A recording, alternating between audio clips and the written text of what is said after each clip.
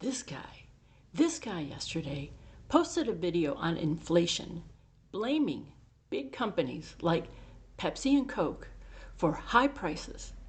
I almost just chewed on my back teeth and spit them out. How can they get away with this? Well, if Pepsi were challenged by tougher competition, consumers would just buy something cheaper. But PepsiCo's only major soda competitor is Coca-Cola, which, surprise, surprise, announced similar price hikes at about the same time as Pepsi, and also kept its prices high in 2023. The CEO of Coca-Cola claimed that the company had earned the right to push price hikes because its sodas are popular. Popular? The only thing that's popular these days seems to be price gouging. We're seeing this pattern across much of the economy, especially with groceries. Inflation is down. You see, the rate of inflation measures how quickly prices are rising. Prices are now rising far more slowly than in the past couple of years. And while supply chain disruptions really did make it more expensive to produce a lot of goods for a while, the cost to produce them now is rising more slowly than prices, allowing most corporations to keep their profit margins near a 10-year high. They can get away with overcharging you because they have monopoly power. Or so few competitors, they can easily coordinate price. You may not know who he is, but his name is Robert Reich, and he has been in your life, affecting your life and prices on products for longer than you can know. He has been involved in many administrations, and here is a big piece of what he's all about. It's low interest rates. Okay, way back in the day when NAFTA was first brewing up in the early 90s, this is what he said. Labor unions are just plain wrong in opposing NAFTA. If I were a betting man, I would say that given the pace of growth of the Mexican automobile market over the next 15 years, I would say more automobile jobs would be created in the United States than would be lost to Mexico. When then asked about how many jobs might be lost, he said the number would be very, very, very small when compared to other categories of job losses. He then had to back out of being such a proponent of NAFTA because he said, rightfully so, I used to believe in free trade.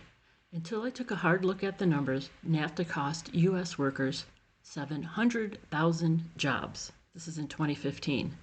America's trade deficit with Korea has grown to more than 80%, the equivalent of a loss that also includes China and their huge deficit of about $24 billion. This was back in 2015. So what that also means is that when companies suffer, they have to get together in order to survive. They have to do mergers. So when you have the need because of huge competition, because we opened our borders, lost jobs, and then you have low interest financing available to companies, they're going to come together and they're going to merge just to survive. So I guess just to reinforce, I do think that it's gone on too long. With a little bit of gouging, you can start to see happening at the seams, and people are really, really, really hurting between rent and energy and utilities and insurance. We can't take it anymore. My only point here is that when somebody that's involved in all of the policy making that laid the tracks to make this what it is today turns around and blames the symptoms and not their participation in where we're all at, this is what makes me chew on my back teeth and want to spit them out. Now, in a time where multiple things can be true at the same time, I do also believe that prices can and should be starting to come down.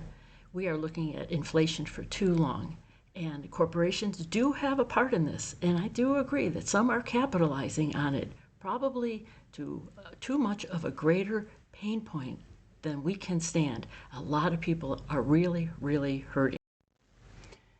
It's very, very, very simple. Low interest rates enable people and corporations to borrow and spend money cheaply. And what do corporations do when they have cheap money? Well, they expand. And what happens when big companies and people expand? There's more demand. And when there's more demand, prices go up. So, what he is describing in his videos is not only corporations holding up prices, he's describing the symptom, not the cause.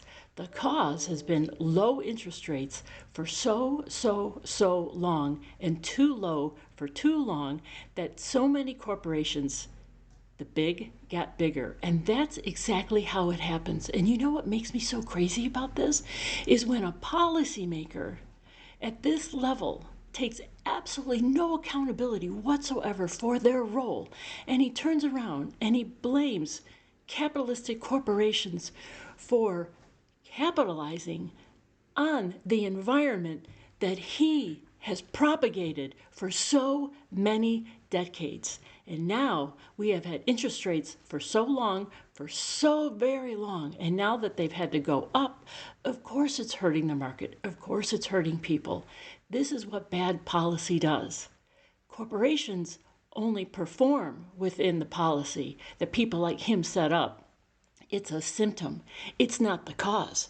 Robert Reich, you and policymakers like you are the cause.